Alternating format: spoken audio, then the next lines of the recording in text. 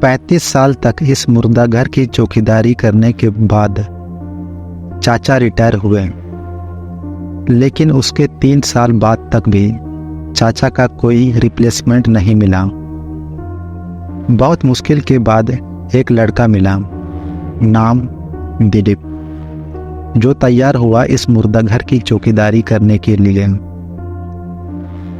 Job handover करते वक्त चाचा ने उसे कहा कि यहाँ जो दिखाई और सुनाई देता है वो सच नहीं है। अंदर से कई तरह की आवाजें सुनाई दे सकती हैं, पर तुम बस अपना काम करते जाना और उनकी तरफ ध्यान बिल्कुल मत देना। आज काम पर दिलीप की पहली रात थी। रात करीबन 2 बजे तक वो जाग रहा था और उसके बाद उसे नींद आने लगी। आधी नींद में उसने एक आवाज सुनी। आंख खुली तो चारों तरफ सन्नाटा था। आधी नींद में उसने वो आवाज सुनी थी, इसलिए सपना मानकर वापस सोने की कोशिश कर ही रहा था कि वो आवाज दोबारा उसने सुनी। आवाज मुर्दाघर के अंदर से आई थी। हिम्मत कर उसने मुर्दाघर का दरवाजा खोला। अंदर एसी चल रहा था। पूरा माहौल शांत था। दबे कदमों से वो अंदर की ओर बढ़ रहा था कि तभी उसकी नजर एक खुले ड्रॉर पर पड़ी। आगे बढ़कर देखा तो ड्रॉर में एक लाश पड़ी थी। पहले तो वो थोड़ा डरा, लेकिन फिर उसे लगा कि मुर्दा घर में तो लाशें ही होगी। घबराने की कोई बात नहीं। उसने ड्रॉर बंद किया और मुर्दा घर का दरवाजा बंद करके बाहर बैठा ही था, उसके फोन पर एक आवाज आई। देखा तो फोन में बैटरी नहीं के बराबर ही थी। उसने अपने बैग से चार्जर निकाला और सीधा मॉर्ग के अंदर घुस गया, क्योंकि चार्जिंग पॉइंट सिर्फ वहीं था। अपने फोन को चार्ज पर लगाकर दरवाजे की तरफ आगे बढ़ा ही था कि चार्ज पर लगा उसका फोन अचानक से बज उठा। फोन उठाया, दूसरी तरफ से आवाज आई, एक कंबल दे देना। और उसके बाद फोन डिस्कनेक्ट हो गया। दिलीप ने जब उस नंबर पर फोन किया, उसे अपनी आंखों और कानों पर यकीन नहीं हो रहा था, क्योंकि वह मुर्दा घर के अंदर रखे उस लैंडलाइन का नंबर था। और सोचने वाली बात यह है कि उस समय उसके अलावा अगल बगल और कोई नहीं था। तुरंत दरवाजे के बाहर भागा। दरवाजा बंद करते वक्त न जाने उसे क्या सूझी कि उसने अपनी कंबल मॉर्ग के अंदर फेंक दी। पूरी रात इसके बाद और कोई घटना नहीं घटी। सुबह जब उसने दरवाजा खोला तो कंबल दरवाजे के ठीक सामने ही पड़ा था। वैसे नहीं जैसे उसने कल रात को फेंकी थी। कंबल समेट कर रखी हुई थी। अगली रात दिलीप जब काम पर आया तो उसने दरवाजा खोलकर कंबल अंदर फेंक दी और सोने चला गया। उसका अब ये डेली का रूटीन बन गया था। यहाँ काम करते हुए उसे करीबन 2 से 3 महीने हो गए थे। आज की रात उसने फिर से वही आवाज सुनी जो उसने पहले दिन सुनी थी। दरवाजा खोलकर उसने अंदर कदम रखा। सामने एक ड्रॉर खुला पड़ा था।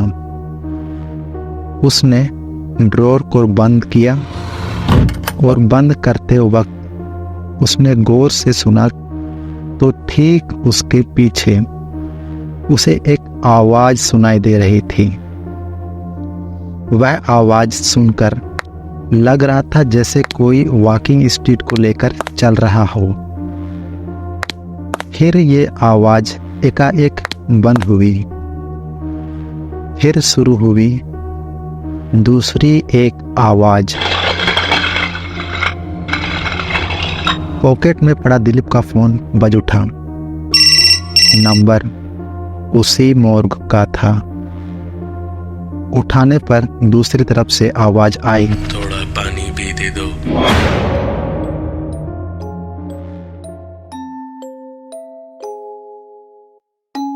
चाचा के रिटायरमेंट के बाद मुर्दे घर की चौकीदारी की जिम्मेदारी दिलीप को मिली थी।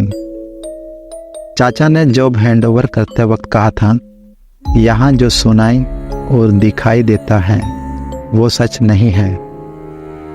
वहाँ काम करने के पहले ही दिन से दिलीप जैसे किसी ना दिखाई देने वाली ताकत का गुलाम बन गया था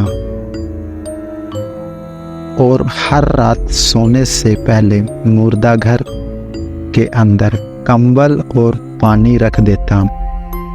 सुबह दरवाजा खोलने पर पानी की बोतल आधी खाली मिलती और कंबल समेटी मिलती। यह सिलसिला करीबन 5-6 महीना तक ऐसे ही चलता रहा। लेकिन पिछले 1 हफ्ते से कंबल और पानी की बोतल वैसे के वैसे मिलती जैसे रखी जाती थी। दिलीप को लगा कि अंदर जो कोई भी था अब वह वहाँ नहीं है। इसलिए एक दिन कंबल और पानी की बोतल रखे बिना ही वो सोने चला गया। सुबह आँख खुली तो देखा मोबाइल पर 15 मिस कॉल पड़े थे। उसके घर से कॉल बैक किया तो बीवी ने रोते रोते बताया कि बच्चे की तबीयत कल रात से बेहद खराब है। दिलीप दौड़ा दौड़ा घर गया। बच्चे की हालत वाकई में बहुत ज़्यादा खराब थी। वह कमरे में अपने बेटे के बगल में बैठा ही था कि उसने किचन से आती हुई एक जानी पहचानी आवाज सुनी। दौड़कर किचन में गया। समझ में आया कि आवाज गैस सिलेंडर से आई थी। इससे पहले कि वह कुछ रिएक्ट कर पाता, पॉकेट में पड़ा उसका फोन बजने लगा।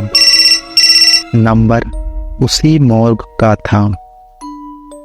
फोन उठाया तो आवाज आई, मैं यही हूँ।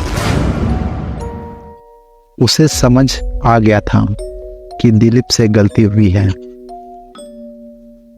वह दौड़ता हुआ फिर मुर्दा घर पहुंचा और पुराने रजिस्टर से उसके पहले यहाँ काम करने वाले चाचा का नंबर निकाला और फ़ोन लगाया।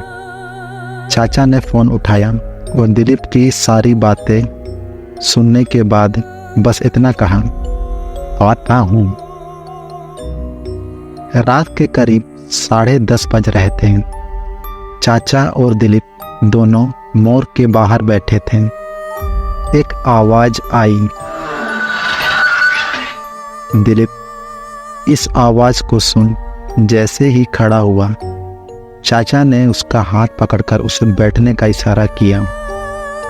करीबन 15 मिनट बाद आवाज एक बार फिर से आई। चाचा ने कहा, तुम बैठो, मैं देख आता हूँ। चाचा को अंदर गए 20 मिनट हो गए, पर वो बाहर नहीं आए। दिलीप डरा हुआ तो था, लेकिन फिर भी हिम्मत कर अंदर जाने को था और दरवाजे की तरफ बढ़ ही रहा था कि पीछे से किसी ने उसे खींचा। पलटकर देखा तो चाचा थे, जो चिल्लाकर कह रहे थे, अंदर क्यों जा रहे हो? दिलीप ने कहा, आप तो अंदर गए थे ना।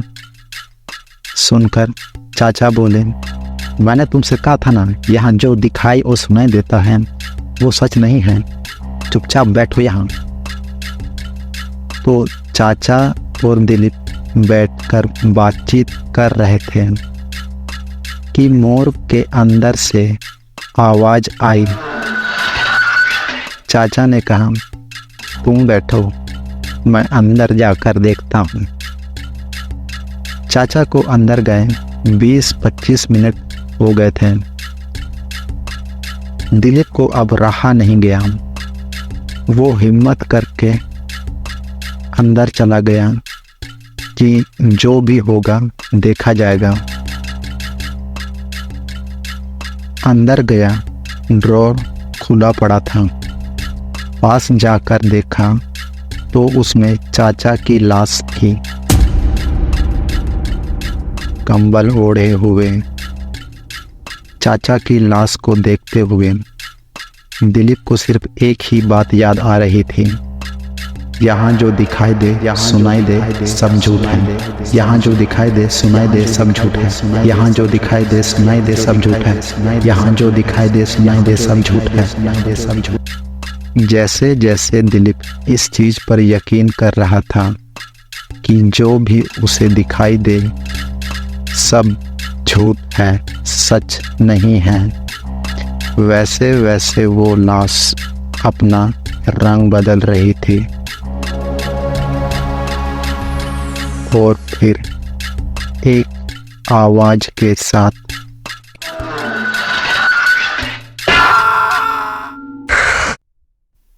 दिलीप की लाश अगले दिन सुबह मॉर्ग में मिली। बगल में 1000 रुपये का सिलेंडर, जिस पर खून लगा था।